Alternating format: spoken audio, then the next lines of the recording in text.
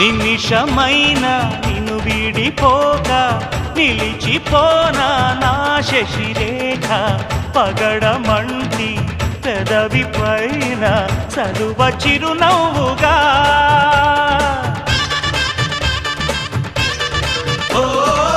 మనసు నేలే మా రాజువేగా సొగసు రాజ్యం సొంతం కాగా తనివి తీరా అణువు అణువు అందుకో కానుకా ఆశల తోటకు ఆమని తెచ్చిన ఓ మేనక